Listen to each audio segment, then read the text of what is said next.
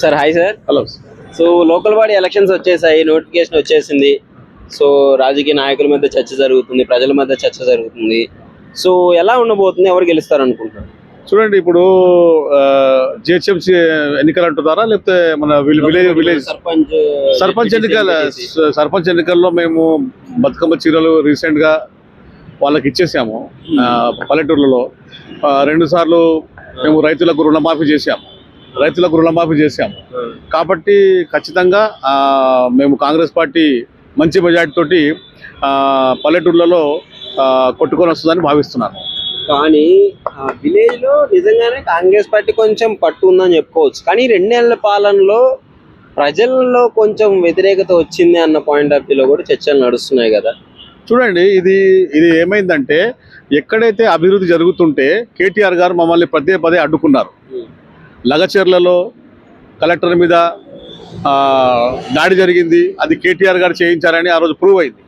So మేము ఎక్కడైతే అభివృద్ధి చేయదలుచుకున్నామో అక్కడక్కడ మాకు 2 ఏళ్లలో కేటీఆర్ గారు మాకు ఖచ్చితంగా అడ్డుపడ్డారు. అయితే ఇది ప్రజలకు కూడా తెలుసు. ప్రజలకు మేము నేరుగా 2 ఏళ్లలో రుణమాఫీ 50 కోట్ల రుణమాఫీ, మళ్ళీ తర్వాత విడుదల వారీగా రుణమాఫీ చేసుకుంటూ పోయాము. రుణమాఫీ చేసుకుంటూ చీరలు ఇచ్చుకుంటూ అన్ని పథకాలు ఇచ్చుకుంటూ పోతుంటే మరి కేటీఆర్ గారు మీరు 2 ఏళ్లలో ఏం చేశారు? అరే ఆయన 2 ఏళ్లలో కాళేశ్వరం కట్టేసిండా? అది కాదు కదా సార్.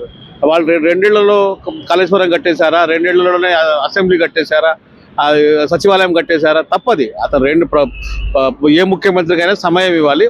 2 ఏళ్లలో మన తెలంగాణ రాష్ట్రం ఎన్ని అప్పుల్లో ఉన్నా కూడా అన్ని సంక్షోభాన్ని అధిగమిస్తూ రేవంత్ రెడ్డి గారు ప్రజలకు పాలన అందించడంలో మటుకు ఆయనకు సఫలీకృతులయ్యారు. సో అయితే ఇప్పుడు చూసుకున్నట్లయితే ఏది అడిగినా బడ్జెట్ లేవు అంటున్నాడు కాంగ్రెస్ నాయకులు. సీఎం రేవంత్ రెడ్డి గారే అన్నారు.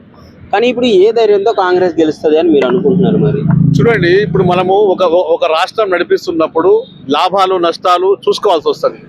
వాళ్ళలాగా విచ్చలవిడి అప్పులు చేస్తే వచ్చే తరాల వాళ్ళకి ఏమీ మిగిలవు. ఇంకా మీరు ఒకటి గమనించండి, లోకల్ బాడీ ఎలక్షన్స్ అయినా ఏ ఎలక్షన్స్ అయినా తప్పకుండా కాంగ్రెస్ పార్టీ ఏం చేస్తుంది, లబ్ధి పొందిన రైతులు కావచ్చు, మళ్ళా లబ్ధి పొందిన యువకులు కావచ్చు, కొంతమందికి ఉద్యోగాలు వచ్చాయి, కొంతమందికి మహిళలకు కూడా చాలా వరకు రుణమాఫీలు వచ్చాయి.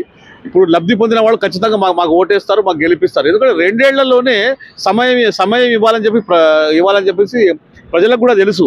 కానీ దీన్ని కొంతమంది యూట్యూబర్ల ద్వారా రాంగ్ ప్రచారం చేపించి మమ్మల్ని ప్రభుత్వాన్ని కన్ఫ్యూజ్ చేసే ప్రయత్నం ఆయన కేటీఆర్ గారు చేశారు. 42% రిజర్వేషన్ అన్నారు, ఇప్పుడు అది మొత్తం పోయింది కదా. మరి ఇప్పుడు చూడండి, ఇందులో మా తప్పేమైనా ఉందా?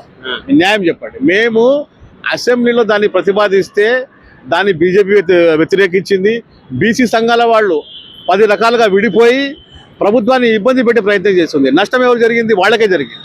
ప్రభుత్వం చాలా స్పష్టంగా ఈరోజు కూడా మరి 42% రిజర్వేషన్ ఇవ్వడానికి రెడీగా ఉంటే బీజేపీలో కొందరు బీసీ సంఘాల నాయకులు, మరి టీఆర్ఎస్లో కొందరు బీసీ సంఘాల నాయకులు, ఒకవైపు తీన్మార్ మల్లన్న అతను యూట్యూబర్లో బ్లాక్మెయిల్ చేస్తూ వచ్చిన విధవ కూడా ఇప్పుడు వచ్చి మాకు వచ్చి నేను బీసీ నాయకుడు అని చెప్తున్నాడు. నేనేం చెప్తున్నా అంటే, రేవంత్ రెడ్డి గారు చాలా స్పష్టంగా చెప్తున్నాడు. ఏమని? బీసీలకు కాంగ్రెస్ పార్టీ అనుకూలంగా ఉంది అని చెప్తున్నాడు. సో దానికి మరి బీసీ నాయకులకు తెలుసు. కానీ బీసీ నాయకులు ఎందుకు రాజకీయాలు చేసుకుంటారు అనేది మాకు అర్థం కావట్లేదు. మొత్తానికి కాంగ్రెస్ విజయం అంటారు. కాంగ్రెస్ పార్టీ తప్పకుండా విజయడంక మోగిస్తుంది. జిహెచ్ఎంసీ ఎన్నికల్లో కావచ్చు, మరి విలేజెస్ లో కావచ్చు. ఎందుకంటే లబ్ధి పొందిన ప్రజలు మాకు తప్పకుండా ఓటేస్తారు. ఇక్కడ కేటీఆర్ గారు తన యూట్యూబర్లతో మరి పల్లెటూర్లలో జనాలను డబ్బులు ఇచ్చి రెచ్చగొట్టి ప్రభుత్వాన్ని ఇబ్బంది పెట్టే ప్రయత్నం చేశారు. మొదట్లో మాకు కొంతమంది అధికారులు, టీఆర్ఎస్కి సంబంధించిన అధికారులు మాకు సహకరించలేదు. ఆ తర్వాత మా ముఖ్యమంత్రి గారు తెలుసుకొని అందరికీ ట్రాన్స్ఫర్లు చేపించేసి కొత్త కార్యవర్గాన్ని ఏర్పాటు చేసి ఈరోజు అభివృద్ధి పదం వైపు నడిపిస్తున్నారు తెలంగాణ రాష్ట్రాన్ని. గతంలో అప్పుల కుప్పలు, ధనిక రాష్ట్రాన్ని దరిద్ర రాష్ట్రంగా తయారు చేసిపోయారు కేసీఆర్ గారు. ఈరోజు మా రేవంత్ రెడ్డి గారు వచ్చిన తర్వాత ఒక్కొక్కటి సమస్య అన్ని అధిగమిస్తూ వచ్చే 10 ఏళ్ళు కూడా కాంగ్రెస్ పార్టీ ఇక్కడ ఉంటుందని మేము ఘంటాబద్ధంగా చెప్పగలుగుతాం. Thank you.